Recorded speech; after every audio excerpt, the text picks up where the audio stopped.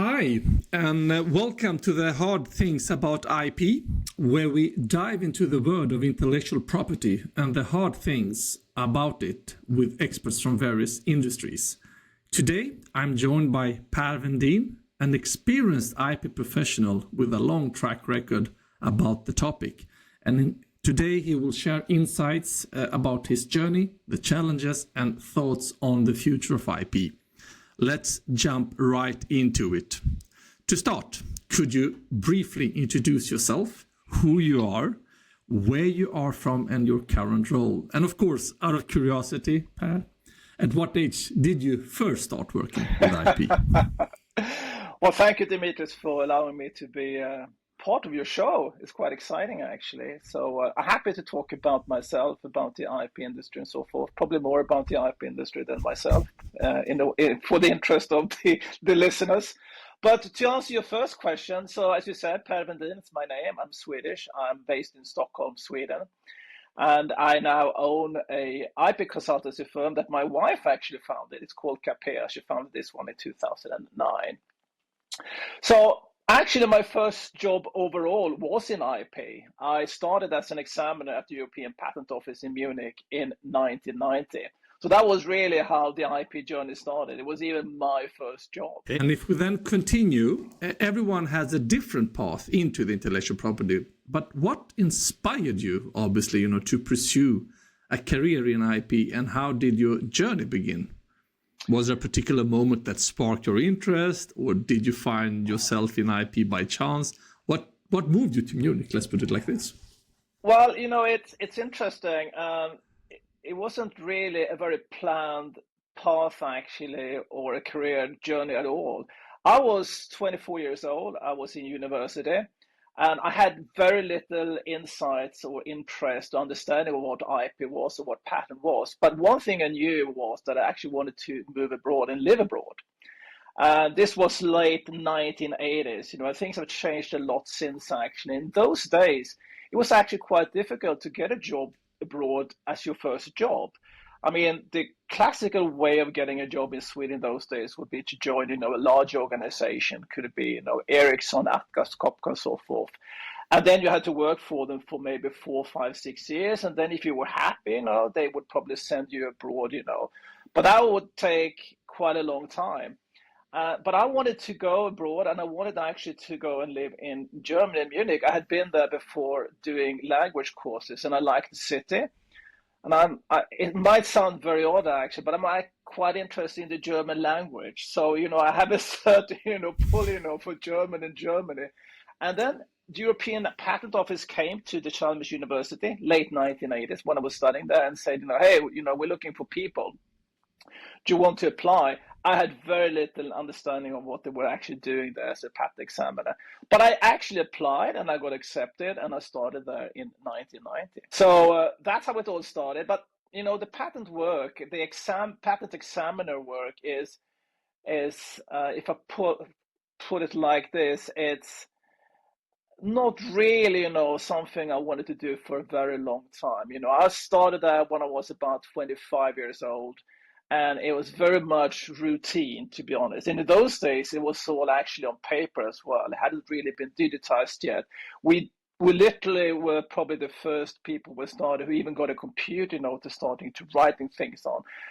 But, if I'm trying, to replicate what the day in the patent office was in those days, I was literally sitting in an office. I would have someone, a postman, usually a man coming, with an in-tray of paperwork. I would, prosecute and look at these paperworks for the day, and write some kind of communications to the applicant. And I couldn't really see myself doing that as a career, to be honest. I really loved, the organization. I thought, DPO was a fabulous place in terms of colleagues. I have rarely met so many interesting people in my life. You had people from all over Europe. Interesting people and so forth. I love the city. My wife was also working there. But I think we both felt, that we're a little bit too young, really, to do this for a too long a time. So then I actually got an offer from a Swedish company to come and work for them in the industry, which attracted me. But that was, but that was not a very good offer before, because I resigned, and we both resigned, my wife and I. We were basically packing all the things to go to Stockholm.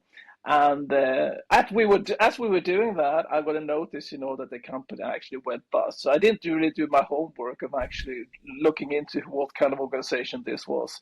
But but then we were finding ourselves, in Sweden. I was basically unemployed, but it was pretty easy to get a new job, and my wife also could get another job. So a little bit of a different beginning probably of a work career. First, this very stable international organization, with basically working in a suit and a tie every day, to getting unemployed as your next step.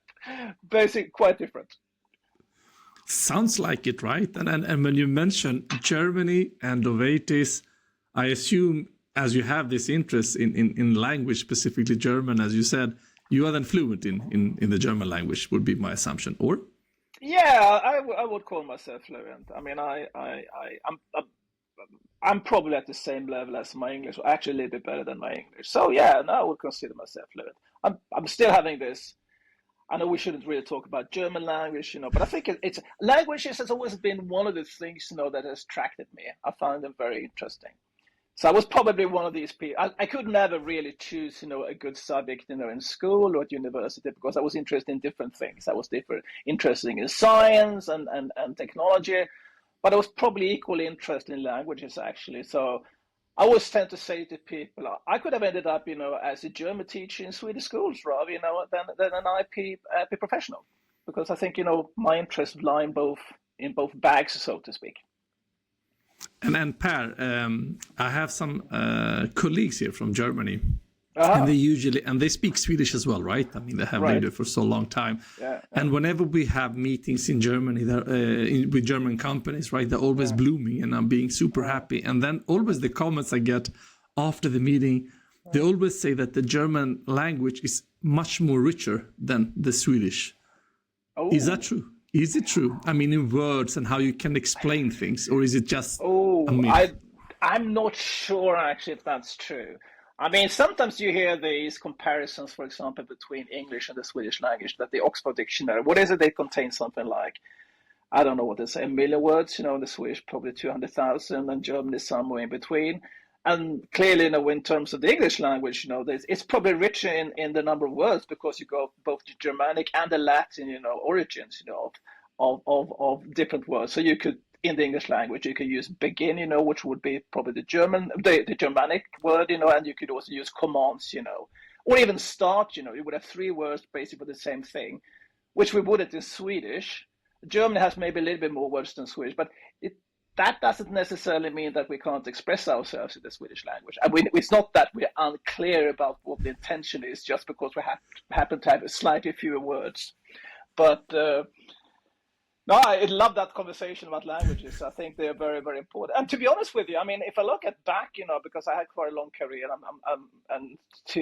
I think languages have been, the kind of skills that have given me the most pleasure. Technology and science have been fun, and they have, paid for my bills, and a little bit more than that. But in terms, of socialize with people, and being able, to sit down and have a good conversation, and have a beer, glass of wine or food, the languages have been more useful than my understanding of physics, if I put it like that. Completely understand you. I completely understand you. But that's a good one. I will actually have it in my back head when I speak to them, because, I can't compare because I have other languages with me. But this was Yeah, a good one. I will use it yeah, and talk to my yeah, team about that yeah, topic. yeah. Yeah, I know Okay. it's a very different interest. If you tell someone you're interested in German grammar, for example, they will look at you very suspiciously. Oh, you're interested in German grammar? Okay. It's almost as suspicious as saying, you're working with IP, but you can hopefully be a little bit fun, even though. True. At least there is a red thread in your decisions in life, most probably. IP, Yeah, languages, makes sense, right? yeah, yeah. And if you look at IP, it is very much a mix of all these things. I mean, if you're working with IP, you are probably going to. depending on a little bit if you work with technical companies and so forth. But you have to have certain understanding and interest in technology and science. But languages, as we know, we might talk about that is, and words, for example, and written text are very important aspects, of the work as a whole. Exactly. No, there you're super right. I mean, it's usually the small words and the description connected to the claim that can make a big difference if you want to be able to defend a patent, right? If you end up in that. Yeah. No, and I actually one of the things I really did enjoy as a patent examiner was, the kind of the written communications and even the word proceeding, which I still enjoy actually, because I think are quite fun actually. It's the closest you get to some really action. And it's interesting, to see that some people who are really good at this, expressing themselves, and trying, to explain how something works and convincing the other party of being very are the best people really. So the languages aren't really just there for the sake of it. They play quite an important role actually in IP. True. Okay. IP is such a dynamic field, and no 2 days are the same. Yeah. Could you give us a quick rundown on what a typical week looks like in your role, obviously, and maybe also in the past, if you can find some similarities? Yeah, right. So, I mean, obviously today, as of last year, I work as an independent IP consultant, so that's very different from working in a company. I mean, I've been mostly working in companies, and the last one I worked for was I was heading up the IP R&D department of Spotify for almost 7 years. But the IP work within companies tend to be quite similar in the sense, that you're integrated into the organization. So your days are pretty much determined about the whole path and the rhythm of the organization. So what you do, of course, you have meetings with people, and you have some management work to do. If you're a manager, you have to take care of your staff. You have to set objectives for the year. You have to follow up on that and so forth. You're replying to emails, all these kind of things that you do in an organization. So when you go into the office in the morning, if you still go into the office or working from home, you pretty much, you have your calendar full, I mean, you're looking into your Outlook or whatever tool you're using, and you say, okay, I have these meetings and so forth. And it's pretty much steered for you, so you don't really make too many decisions yourself about what you're going to do that day. That's at least my experience. This might potentially change in the future, but that's been my experience over the years. Now, when I'm a consultant, it's quite different actually. And well, one of the reasons I am now a consultant again, I was that back in 2010, is because I wanted to actually work part time, and I am working part time for the moment, and that's the plan to move on and work part time. I work about 50%. Having said that, though, my intention is, to work like this for basically the rest of my life. I mean, I don't plan to ever retire, to be honest with you. I mean, I plan to combine work, with things I enjoy in life, but just move on as long as possible. And that is basically after I had a really interesting conversation with a friend of mine. We were out walking, and I said, yeah, I don't want to retire. He said, oh, okay. So I said, so why is that? Well, if you just look at it, he said, well, after retirement comes death, and I don't want that to be the last thing I do. Can't see myself to think, that the next thing that's going to happen to me is that I'm dying. We all know it doesn't have to be exactly like that, but then I said, that sounds like actually quite interesting. So if I can work, as long as possible, and just, as much as I want to, that sounds like a good mix.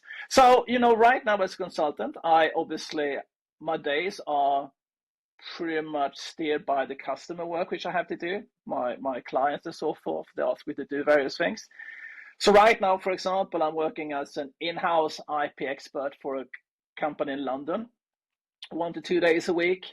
I write an IP strategy for a larger Swedish organization, and then I do some licensing work for 2 US organizations as well. So a little bit of commercialization, some strategy, and some quite operational work. I mean, the work I do, for example, for the London company is very classical operational work. I mean, I take care of invention disclosures. I have meeting with the vendors, I make decisions on how to best protect. It's very, very traditional work, but still fun, because for me, this is also a new technical area, new people and so forth. And that's all good. So that's one thing I do. I mean, I do customer work, but then I actually also try to participate in some IP networks that I find very, very useful. So, for example, tomorrow I will go to Gothenburg to attend a workshop, seminar, whatever we're going to call it. It's called the Center for Intellectual Property, the CIP network, where different types of industry companies are coming together. So you will have Philips from the Netherlands, you will have Ericsson, Sweden, Nokia, Finland, Volvo, and so forth. So a lot of senior IP professionals that meet in a network and discuss various issues. So that's what we're going to do tomorrow. So it's going to be a lot of fun. Another network that I'm actually just joining right now, it's a UK IP network called Trusted Technology Network, which is basically a mix of various different IP qualifications, people working in the industry for a long time with different backgrounds, and who can offer services, to certain types of customers. So I'm actually joining this one now. I haven't been joining before, but that sounds like a good thing. And the good thing for me as well is that hopefully, it generates some work, because I'm not very good at sales and marketing. I'm very bad at, cold calls and stuff like that. So I'd rather, have, someone, well, I know we all feel like that, but it's great, if companies come to you because they know about you or something like that. So those networks take a little bit of time as well. And then as a third thing, I'm trying, to educate myself on the latest within IP. So I'm looking at some IP decisions that I think might be relevant, for my advice to customers.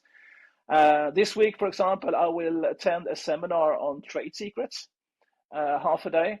And although, of course, I have a basic understanding, I've been working with trade secrets for my entire life. There are always new decisions, some case laws which could be interesting for you to know, and so forth. So I'm trying, to learn things, and I think that's one of the things I like about life in general, is to learn new things. So, these three things, and it might sound like that could potentially be more than 50%, and sometimes it is, and sometimes it's a bit less, but it's a good balance and a good mix of stuff. I think it's quite funny when you said it's part-time. For some people, what you just described sounds at least like a one-person full-time. But yeah, it depends how many customers you have, I guess. But for the moment, this is about half-time. I mean, if it could be a bit more than 50. But I think what I'm trying to say is that I don't want to come into a situation or a position where I find myself working 40 hours a week. Not that not because I don't respect people doing that. I have been doing that my entire life, but I think I've reached a position now, and where I can actually decide a bit myself about how much I want to work, and I also have some other interests, who calls on my time a lot, So I can't spend more than that. I love it. So that's it's a very fortunate position to be in, obviously, but that's good. Adding on that, do you think you have this type of freedom because you are within the IP space? Is it what creates you this? Because it sounds that you enjoy everything you do currently, right? And do you think that has to do with the IP? Well, I think the IP business is good in some respects. I mean, obviously, anyone who's watching this now, and if they see me, can see I'm not 25 years old any longer, And if I look at my friends, who are sort of between 50 and 60 years old, a lot of these people actually have had difficulties to find new jobs because of age, And that, fortunately, doesn't seem to be the issue, within IP. Even when I worked with Spotify, I can't remember what the average age was to Spotify, but I remember that I was one of the three oldest people at Spotify for a time, because HR actually published, a demography picture, basically, not obviously, with names and stuff like that. But then there was a little section where people 50 plus, something like that. There were just three dots in that one. I realized, well, I'm one of those. But it's been good, like I've never been questioned about age or anything like that. And I think that's typical probably for the IP business. Some kind of seniority, some kind of routines and so forth. And if you actually experience things, it's actually quite helpful.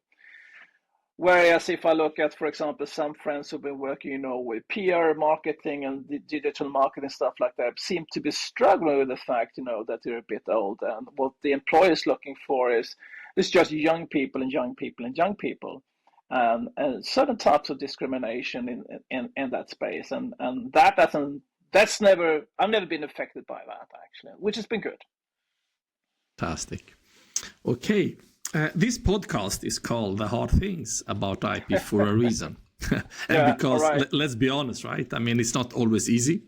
Yeah. What are the biggest challenges you have faced and maybe facing still today at your current role? I mean, if you could name up three, what would it be? And have you found any strategies to deal with them? Right. I mean, IP is can be difficult in some organizations, because people don't really know what it is a lot of times. I think, one of the biggest challenges that I've seen, and it really depends. I mean, if you look at companies who don't really have an income from IP, they don't license IP and that they don't sell IP, so they don't see really revenue streaming from IP, but they're purely using this, for various types of defensive purposes. Protecting things, being able to use it against your competitors in the future, but it doesn't really show any immediate value to the organization. In those companies, it can be quite difficult actually to convince management about the importance of IP. It tends to change for organizations, which have been faced with litigations, for example, have had, to pay damage fees, to maybe some of the worst competitors, and seeing, their profits being ruined, by the fact, that they didn't take IP, in a serious way over the time and so forth. Those companies tend to be very, very understanding of the importance of IP. And I've worked in both organizations. I must say, that there's a huge difference, I mean, because and it really comes down to, what is the mindset, of the senior management when it comes to IP.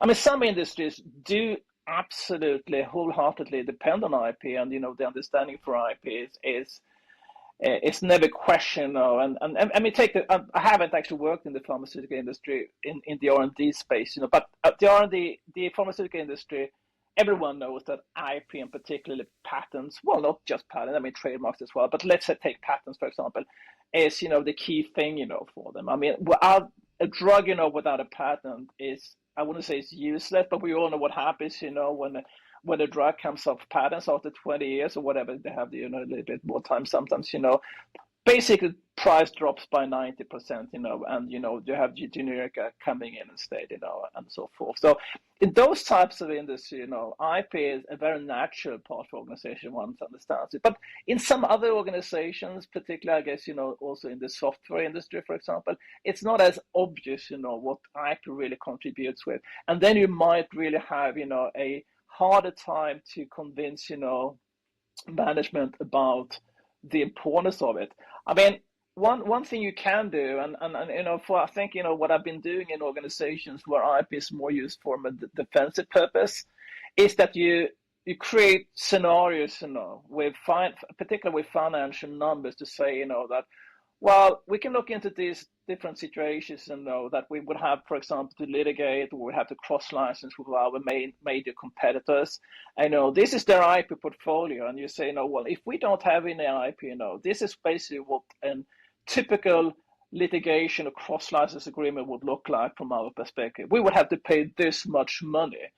So we'd better prepare ourselves, for the fact, that we might have to, maybe not now, maybe not in the next 2 to 3 years, but sometime, maybe in 5 years' time, we will probably see ourselves in this situation, and then we better be prepared. And that's what I've been doing, and I think it's been relatively successful. But it is difficult. I think it is difficult to point to the value of IP in those kind of defensive scenarios. If you're not really using it actively, then it's a struggle. I would say that's the key thing really when it comes to problems. And then of course, also not just with management, but also with engineers, the view of IP differs quite a lot. Some people think, it's they can't really understand why they should spend time on it, and so forth. And some people think they really get it and realize, okay, this is actually quite an important asset for organizations, so I better spend some time on it. So I think the understanding and the awareness of IP differs a lot between organizations. Super interesting. Super interesting. From your experience, what are the most common mistakes companies make from handling IP? I mean, these don't necessarily have to be about the companies you support today, but in general, pitfalls you observe throughout your careers in the industry. Yeah, and this probably also comes back a little bit to the previous answer. It's sort of similar. I think one of the issues with IP in general is that IP as a group are very, very diverse assets. I mean, patents protect technology, trademarks protect names, and then you have the design registrations, which protects what something looks like.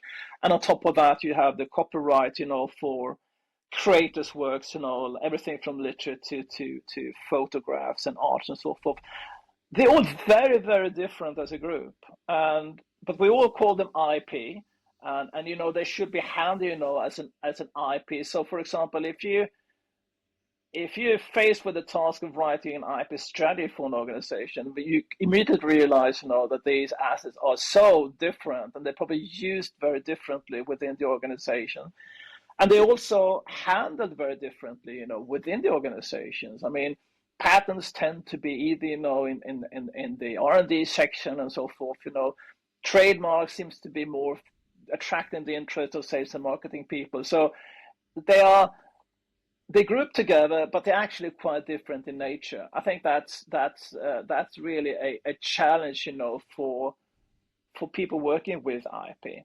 But then I think also the IP professionals themselves, me included, obviously, we're not very good at explaining the importance of IP to management. I mean, if you just look at the kind of words and language we're using, no, sometimes we call them IP, and then we call them IPRs, and then we call them intangible assets, and then we call it intellectual assets, then we call it intellectual property. I think we sometimes have 5, 6, 7 different names, for what is basically the same thing. And that, of course, can be extremely confusing for the receiver, who's not really, because people like ourselves who work with this every day, we probably know what we're talking about. But if someone is going to trying to interpret what we're saying, who's not really into the subject, she might be very, very confused about, that we're such different terminology for more or less the same thing. And that doesn't really gives us the credibility, that I think we would like to receive, from the recipient.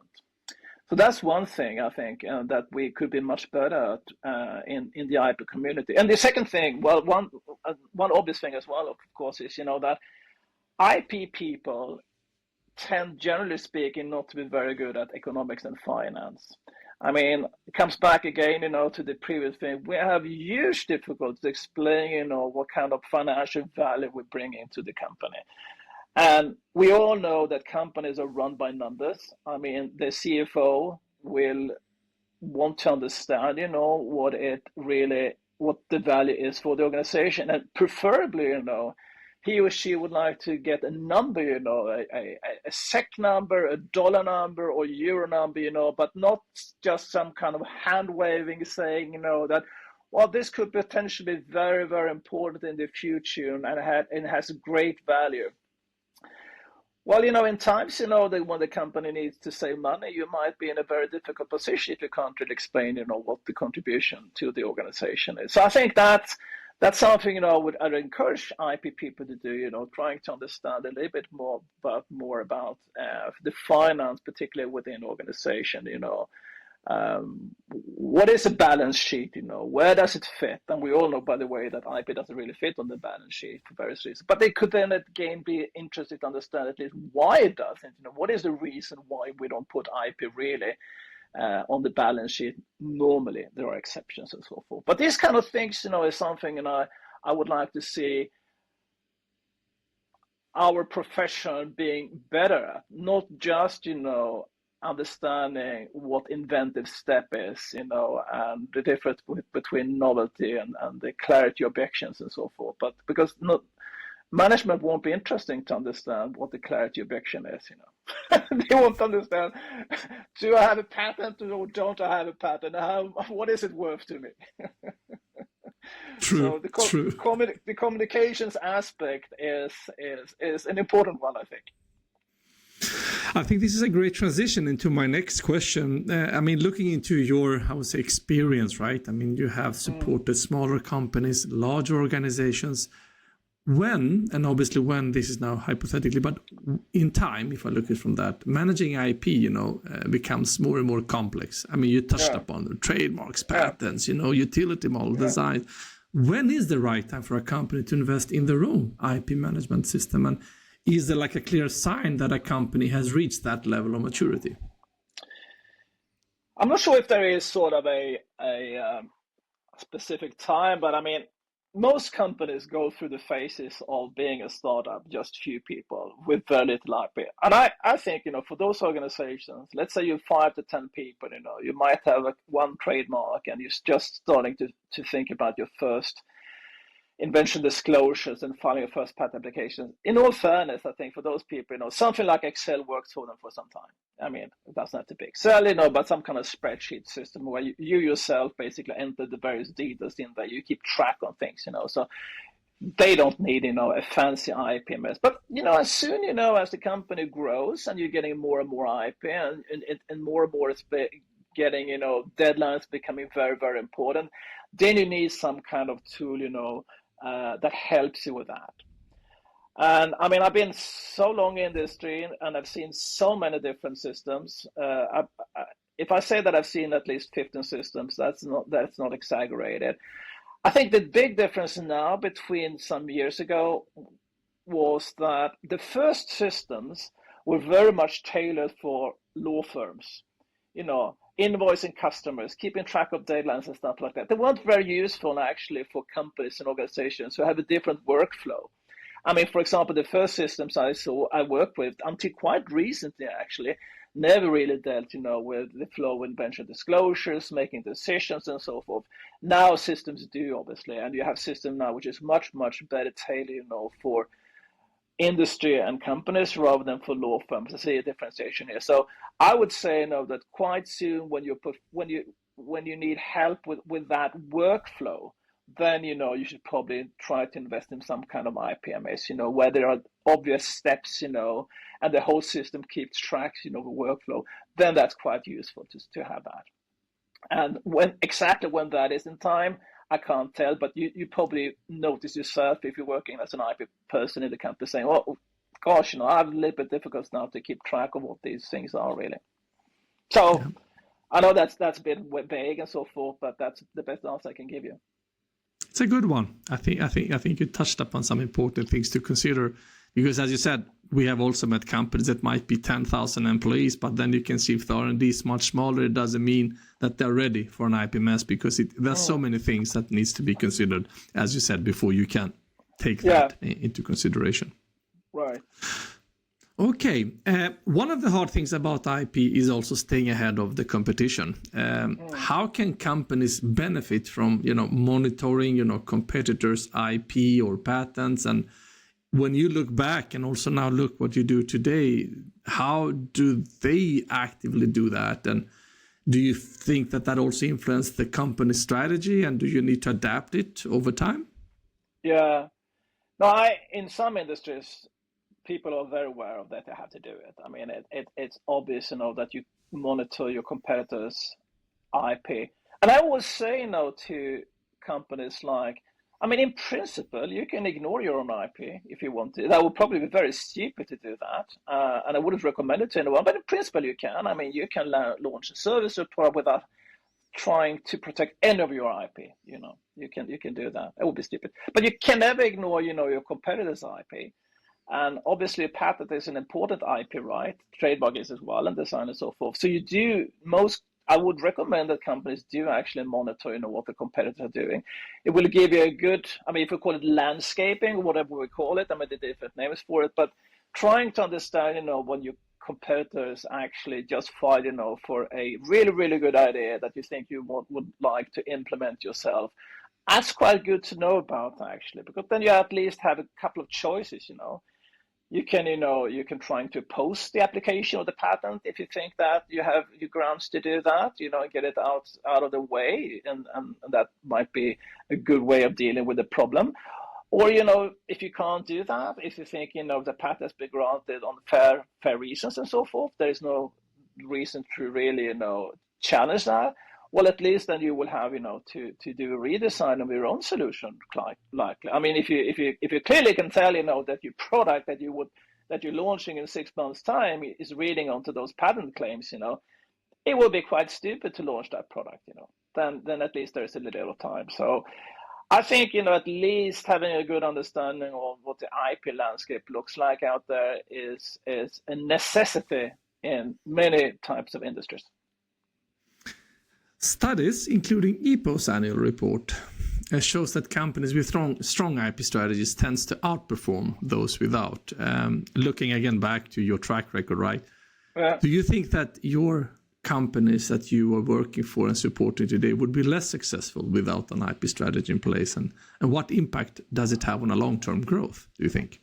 Yeah, I've also read those studies by the EPO. They come out with them all the time, and I think they're quite interesting. I think there's also a couple of studies which say, that as a startup, you tend to generate more venture capital. If you have IP, it's easier. Your exit strategy is going to be, at least statistically. This is obviously on. It doesn't necessarily have to be so for every individual company, but on average, you're more successful with an IP strategy, and I think that's right, actually.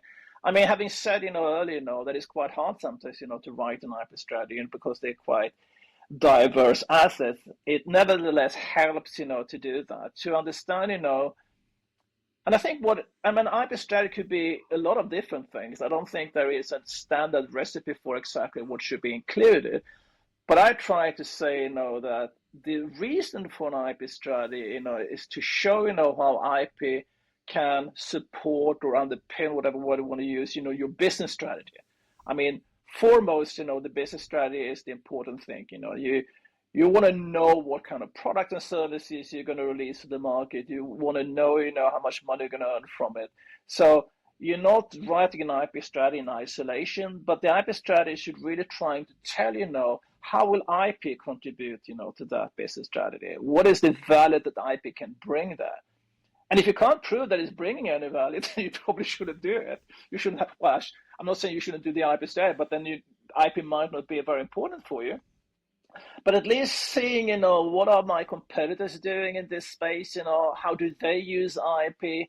And is there anything I need to do with my IP in order, to respond to that, what the IP is doing? So I think there's absolutely a clear relationship between people who have a good IP strategy and the success of those companies, at least on average. I'm sure that anyone who listens to this podcast can come up, with an example, say, okay, I work for that company or that company. We never had an IP strategy, but we were successful nevertheless. Could be true. And in some industry, it might have less of an importance. But clearly, in some industry, it will have huge importance. AI, when I say that word, I think we all know, and there are two letters being used frequently, right? Right. And if you look at in our space, I think it has evolved rapidly, and especially now with the digital transformation and AI. We started this conversation when you explained how you worked as an examiner with papers, right? That's a big difference, obviously, with today. How have you seen the role of IP change in the recent years, and what trends or shifts have stood out most to you? Right. I think, the digital transformation is super, super interesting. And it's almost difficult today to think about a product which not been affected by the digital transformation in some ways. There are some pure hardware products still, or pure mechanical, but most of them today include some kind of software. In order to make them, if we call it intelligent, and they are depending on input data, and they generate data, for the output. So a lot of these have went through this digital transformation. I mean, the example that most people point out all the time is, of course, the car industry. That's true. I mean, some people call a car, a smartphone on wheels. That's true. It's a lot of software today in a car, and it sends data about its position. You have GPS data there. It can tell you about your fuel consumption, and there's all this data. And so that's a transformation. Same, with locks, and just opening doors and stuff like that. If you go back, 50, 60 years, they were all pure mechanical, and then they became after a while electromechanical, and then all of a sudden, now they're electromechanical, connected to the internet, so they send out a lot of data, who opened the door, when was it opened, and by whom, and so forth. And the way we open a car today, we don't really put a key there any longer into the lock, but we press a button, the car opens, so a lot of the traditional industries have went through a huge digital transformation, and some of these companies probably found it quite difficult because it also meant, that they had to hire new skills. They might have had a lot of really clever hardware engineers and designers, in the past, but all of a sudden it's a completely new skills, they need, in order to incorporate this intelligence of this software and the data, into the products, and also understanding how to use them. So it changed probably also a little bit. It changed, of course, the competitive landscape. All of a sudden they saw themselves, with very new, different competitors. I mean, just look at, for example, how the car industry now needs a license, to 4G, 5G, or whatever G we're talking about, in order for the cars to run properly. But every company, so that's the traditional companies. But then when I worked at Spotify, for example, it was quite interesting to see, that Spotify is one of those companies which never went through a digital transformation. It started off as a digital company, on a music platform, a global platform. It was never any hardware anywhere, really, So that was digital from the very, very beginning. So it never went through the transformation itself, which is quite interesting. And I think today, I mean, if I go to, for example, KTH Innovation or some of these universities and looking at what startups are there, it's a lot about companies now just working with digital companies altogether. They don't really start with hardware, but they do something, an app or some kind of platform, software platform. So, but I'm saying everything, and again, there might be examples which are quite different, but a lot of things is moving into the direction of, that there is a little processor and some software somewhere in the product. Talking about universities, a lot of people in IP, you talked about yourself and your selection in the career, myself included, right? I didn't plan ending up here. I came, as an electrical engineer, working with renewable energy, right? And then, patent engineer somewhere throughout that path. But how do you think we can make this career path more visible, as an option for students out there? Yeah, I know. I think this is something I've been discussing and thinking about a lot. I think it's a bit sad. I mean, I've been working in lots of organizations, and we've employed a lot of people, and particularly engineers. Basically all engineers are affected by IP in their daily work. In one way or another, IP comes into play, and none of them. It doesn't matter, if they were educated in Sweden, in England, the US, or Brazil. They never receive a single topic on IP in the university degrees. So you have these people who were in school, university for almost 20 years who had never heard about IP. They can almost not distinguish between a trademark and a patent. So I think that's really, really sad. And I'm speaking about this for many, many times. And it seems like, for example, at the university in Sweden say, oh, yeah, we would love to, but we don't have any time to incorporate this. We have so many other things to do, like they would expect them to do. It's a bit sad.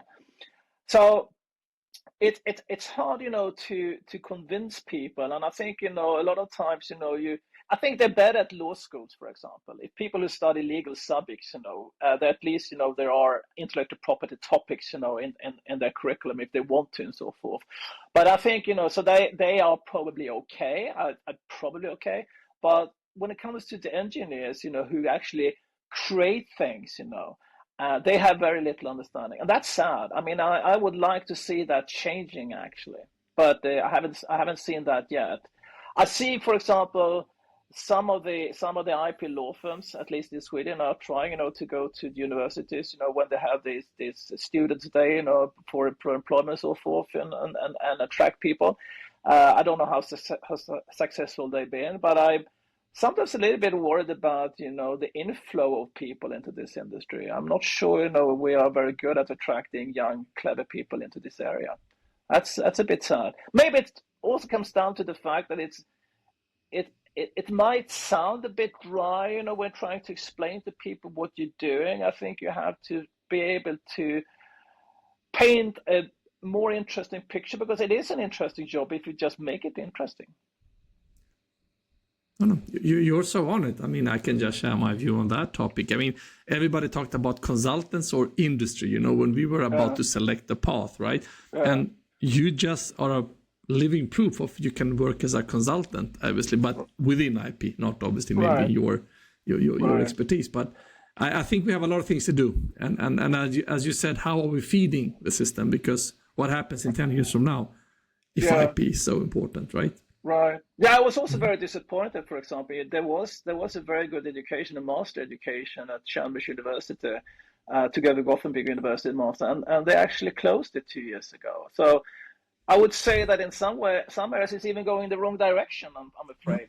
I would have liked to see more and more of these masters or even bachelor, courses on IP, but I see less and less rather than more and more. And that's not very good, actually. So what happens is, that companies themselves need to teach and educate their staff. And some can do that. I mean, the large organizations probably have a very good, I mean, at Spotify, we had a reasonably good program for that. We took all the new engineers and gave them basically a crash course on IP. We could follow up, if people want more information. And I'm sure Ericsson does an excellent job on this. I mean, they live from IP, so that's not a question. But the other organization, the slightly smaller ones, what will they do? There are some, institutes around, if I talk about Sweden, for example, IP Academy, I think does a great job on that, and a few others, but they're not so easy to find. One, no, there are plenty of things we can do, and I think the only way to solve it is by putting all these brilliant minds together and take actions on it. I think we talk a little bit too much on what we should do. Let's take actions, as you said. Yeah, I think so. Okay, let's end it on a lighter note. Intellectual property isn't always front and center in movies and TV, but it does show up in interesting ways. I mean, imagine a reality show in the future about IP law firm, right? I mean, who knows what that could bring instead of lawyers just, right? Can you think of a film or series where IP plays a key role, or maybe one that offers an interesting take on innovation and patents? Can I? I'm not sure I can. There should be some. I'm just thinking about this scenario when some director comes, to produce and say, "Hey, I want to make a film about patents." How much money would he get for that?